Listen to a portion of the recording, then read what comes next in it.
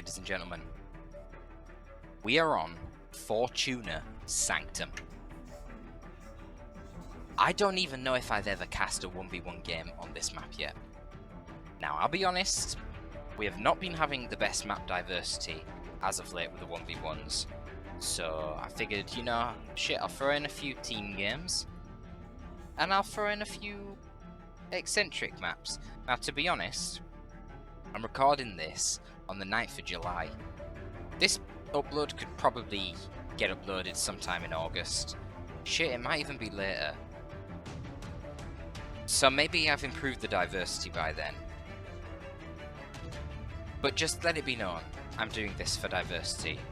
I don't know much about the tactics of Fortuna Sanctum. To be honest, I've actually played it more on 3v3 than I have on 1v1.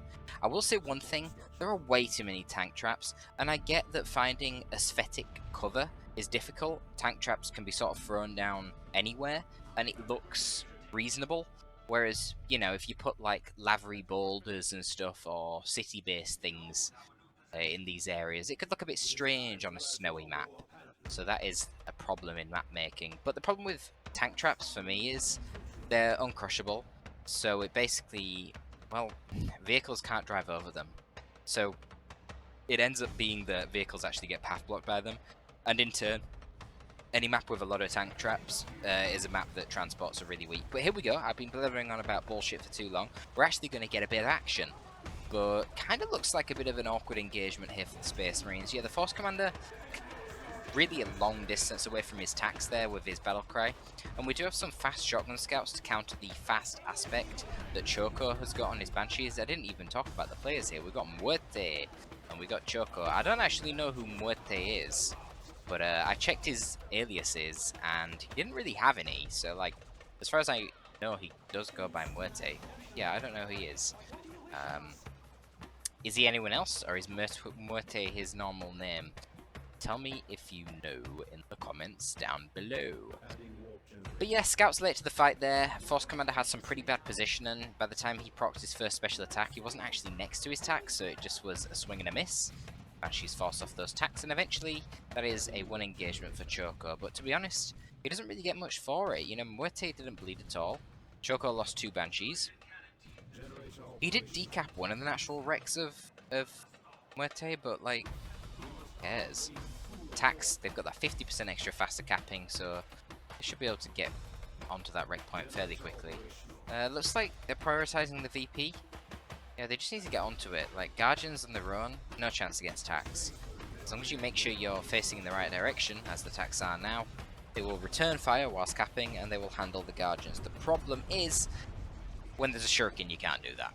A Shuriken will handle Tax very easily on its own.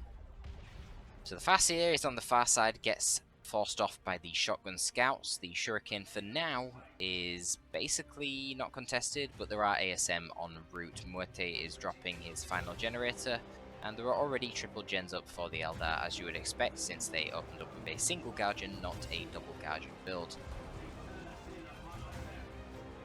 Now, I will say one thing about this map, it seems there's a lot of line of sight blockers, so that could make suppression teams quite easy to flank, even without your jump squads. You know, he's got a Force Command to do that, and he's also got scouts who can dislodge a setup team very easily with nades and stuff, so that could be quite dodgy. We'll have to see how it plays out. Look, yeah, there you go. Instantly, in this instance, we see the scouts flanking around and putting in a bit of value, but Muerte is, I don't know, he's not engaging fantastically. But he gets out of it in this one. I feel like Choko didn't even need to retreat that Shuriken, just needed to move his Banshees over. But I guess he wouldn't have really achieved anything from that anyway. There's not really any serious objectives to be fighting over at this point.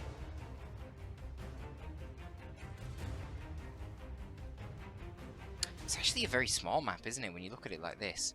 You've got your natural VP, you've got your natural power farm, then every other single point is basically around the middle, except these 2 peripheral wreck points on the sides, but they're mostly inconsequential, you know. 30 wreck, not really a big deal. I guess if you do have both of them, you're getting 60 wreck per minute. That is, you know, that's helpful, but it's not something you would commit a lot of resources to fighting over. So, I don't know. I don't know why we don't see this map actually a bit more in 1v1.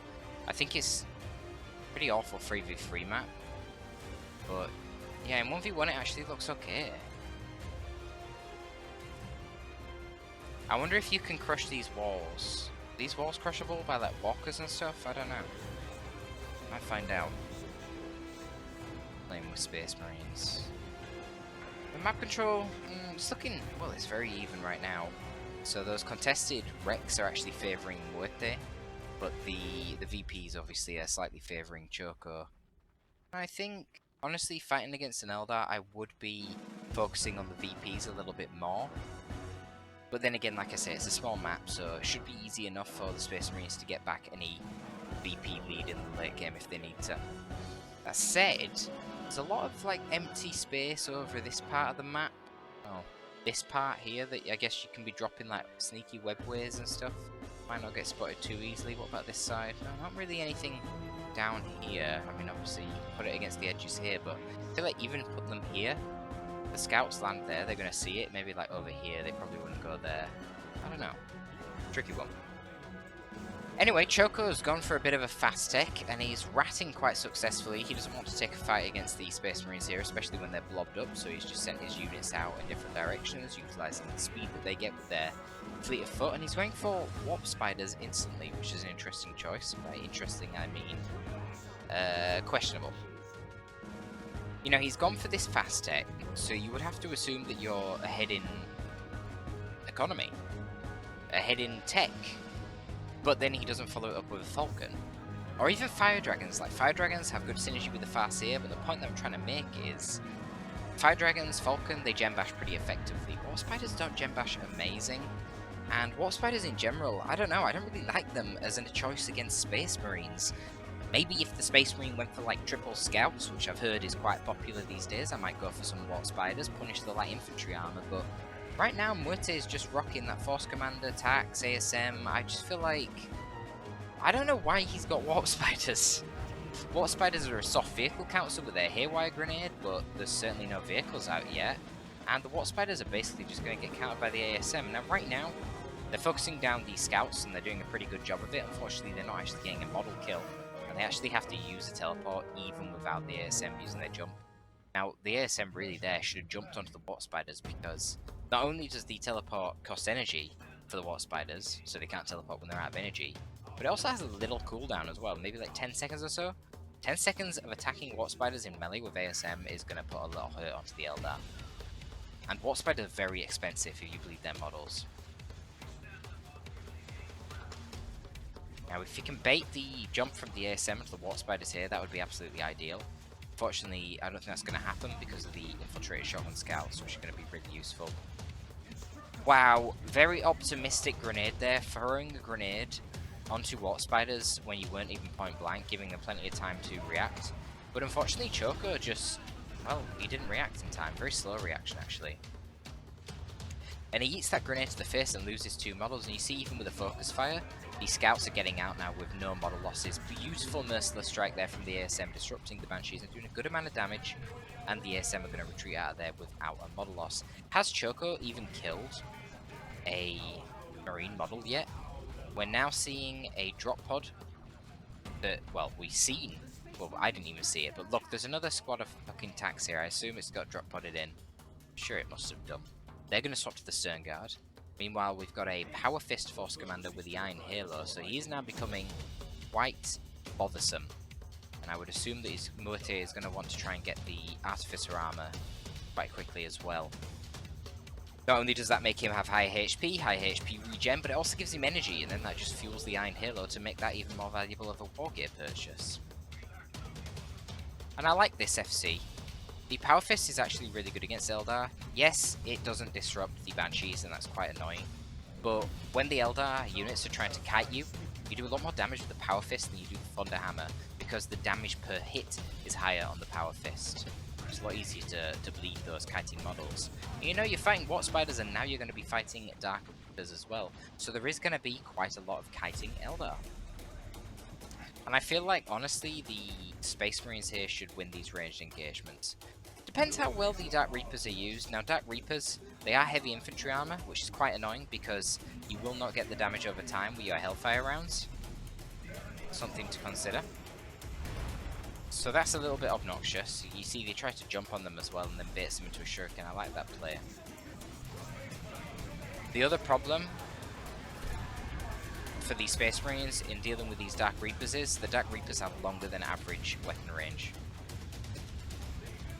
Okay, so the ASM are going to jump onto the shuriken there. A lot of damage coming out though between the Watt Spiders and the Dark Reapers, yeah, and the ASM have to get out of there if they're going to set lead models. Not something we want to do. I actually think some Rangers would be fantastic for Choko here, so you have the necessary sight range to exploit the full weapon range of the Dark Reapers. In theory, yeah, Muerte is not happy with these Reapers.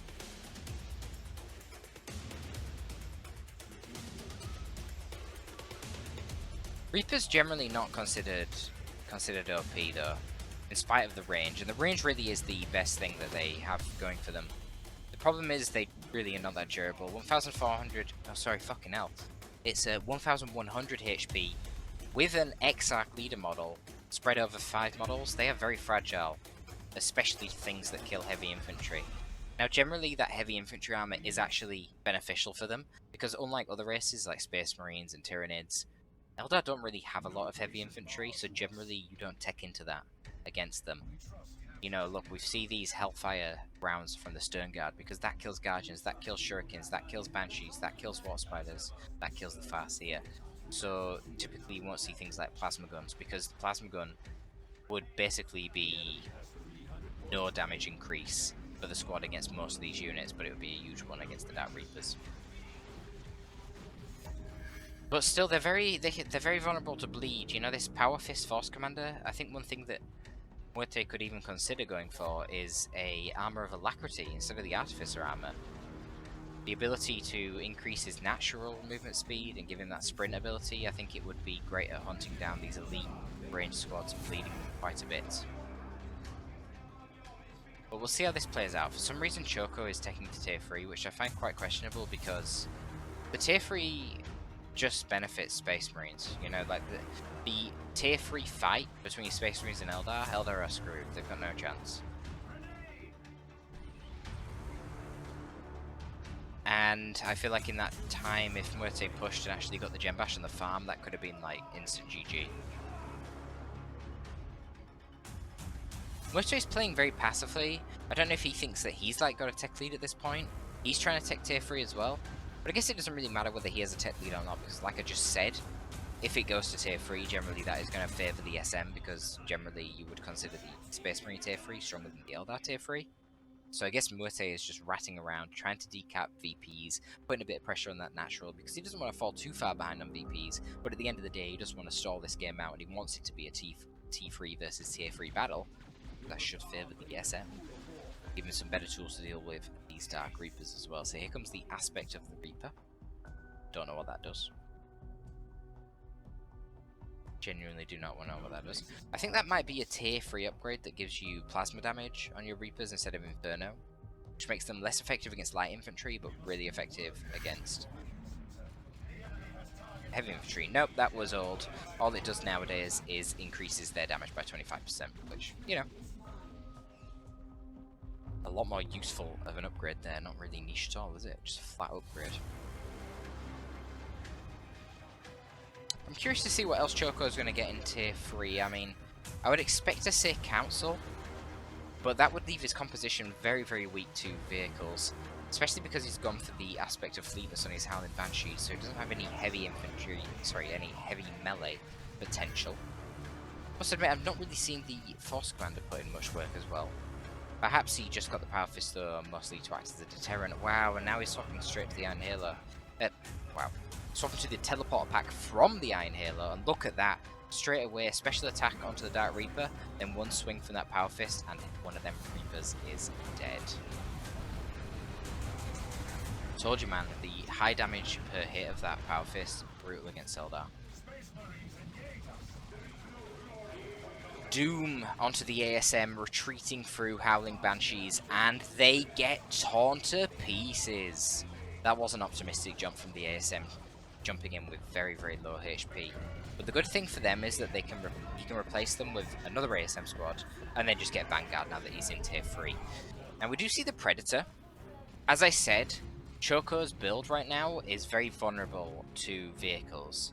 But the problem for Muerte is that, as I also said earlier, this is a bad transport map, and by extension, this is also a bad tank map, because they have the same bloody chassis for most of the races. They have the same mechanics and same pathing problems. But still, you know, bad map or not, poor pathing is still, you know, a vehicle is still useful if there's no AV on the field, so there you go. Not a lot of XP on Muerte's units, to be honest. Clearly not killed enough Eldar. Not a lot of XP on either player, really. I mean, I think they have been avoiding a lot of combat, just trying to tech, and now they're in this strange state where they're both in tier 3. Is Choko going for an avatar? Maybe. I mean, he certainly has the VPs to be able to do it. Let's see. Yep, here's the Predator.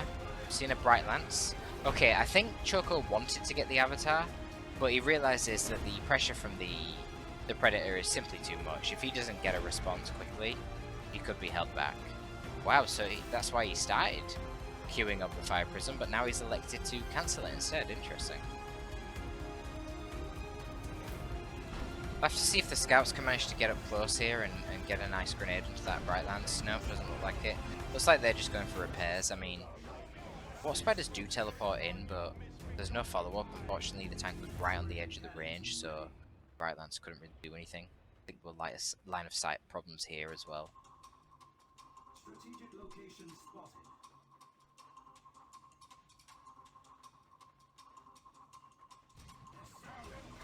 To be honest, Muerte is getting dangerously close to that combination of Terminators plus tank that is so hard to deal with.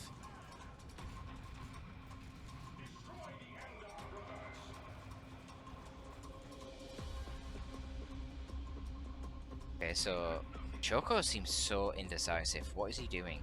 Queuing up the Prism, getting rid of it. I guess he wants the avatar, but he's just fearful that he's going to lose his power farm. But I guess, like, who cares?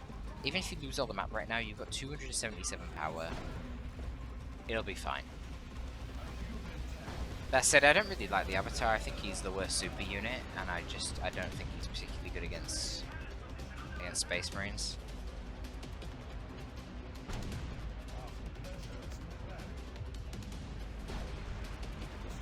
Yeah, so it looks like they will lose basically all the map will Choko.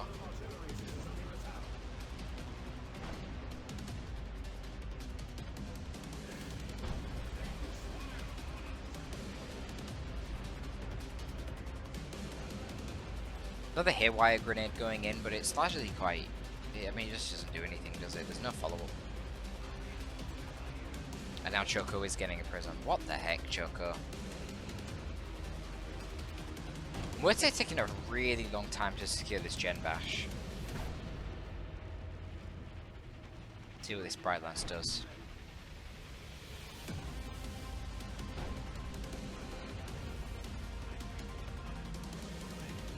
Ooh, Assault Terminators. Interesting. Alright. Okay. And they're going for the Lightning Claws too. I think he's actually going to regret that. I bet he wished he had Assault Terminators with a heavy melee when he sees the Prism. Where is this Prism? There it is. Yeah, Choko just rushing the VPs.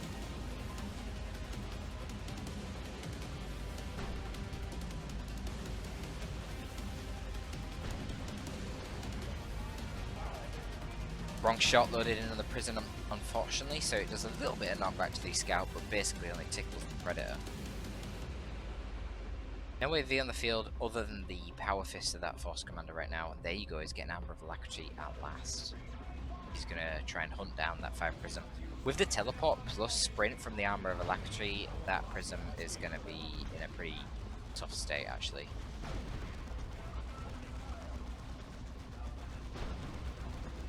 Dark Reapers, as terrifying as they are, unfortunately can't deal with a Predator tank. Really nice use of the line of sight blocker here from Muerte, putting in a load of work onto these Eldar range units, and the Bright Lance, even though it's set up, just really can't do anything. Just tie that up with Force Commander. Or honestly, the Predator could just drive straight past it. Ooh, that is a bit of a dodgy prospect though, with the 5 Prisms still in the back. Yeah, just tie it up with the Force Commander. Lucky there. But the Fire Prism knocked over the Force Commander. Could have been some brutal damage into that Shuriken. Look how fast he's moving.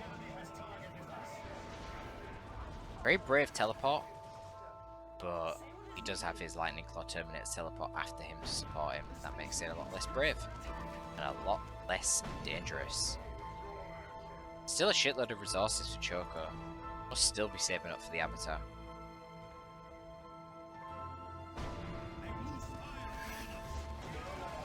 Here we go, here's the attempted snipe onto the Predator, but it looks like a complete micro fuck up from Choko, to be honest. Yeah, it is. He does hit the Haywire, stunning it, making it unable to retaliate, but unfortunately those focus beam shots are going into scouts of all things instead of the Predator. Okay, you got a little hit there. Scouts are repairing.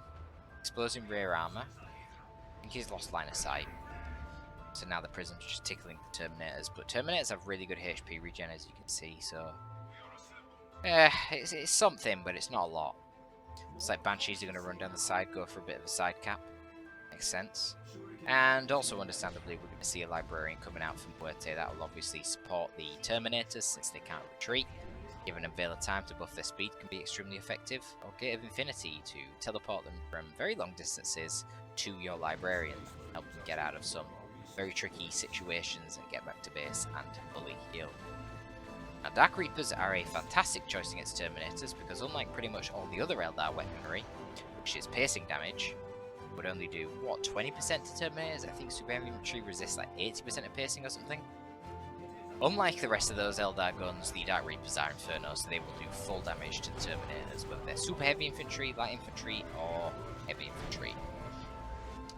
Guardian's really committing hard there to try and get the decap, and that was very brave. The Force Commander teleported after the Guardians, he could have wiped them out, but instead he's decided to teleport after the Prism, and oh, that's a dead Prism. Actually hits the Prism with a Flesh over Steel, stunning it in place, and then has some good follow-up with his Predator. Now, Banshees do move themselves into a retreat path for this Force Commander, but there was a Shotgun Scout ready to go, used his Shotgun Blast, disrupted all of those melee Eldar troops, and secured the retreat of that Force Commander. And right now, this game is looking very dominant from Muerte. Honestly, feels like a giant throw from Choko. It's got some Sacred Council now, which is fair enough, that'd be decent, but you know, there is Lightning Claw Terminators on the field, so they will trounce the Sacred Council 1v1. The other really nice thing for Muerte is that he's got that Librarian to support those Terminators as well, so it should be a lot harder to catch them out of position and actually wipe them with overwhelming numbers.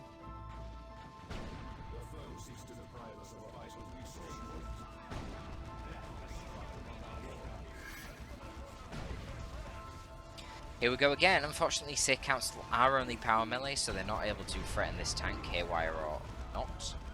They do force off the scouts. They've got that very terrifying leap into combat, disrupting the enemy squad, but all the knockback that the Seers have is not going to help them very much against this Terminator assault squad.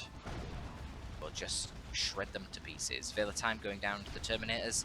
Predator is now in range of the Bright Lance.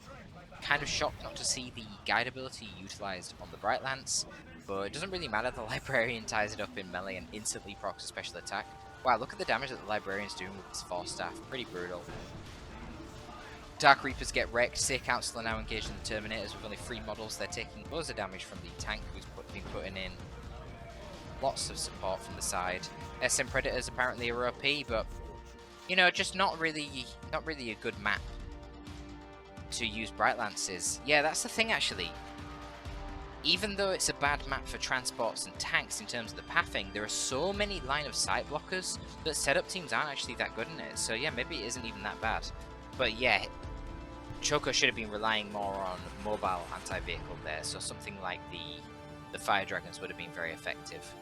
Or, you know, getting aspect of strength on the Banshees instead of aspect of fleetness, kind of opened himself up to that one there, but there you have it. That is a game, guys.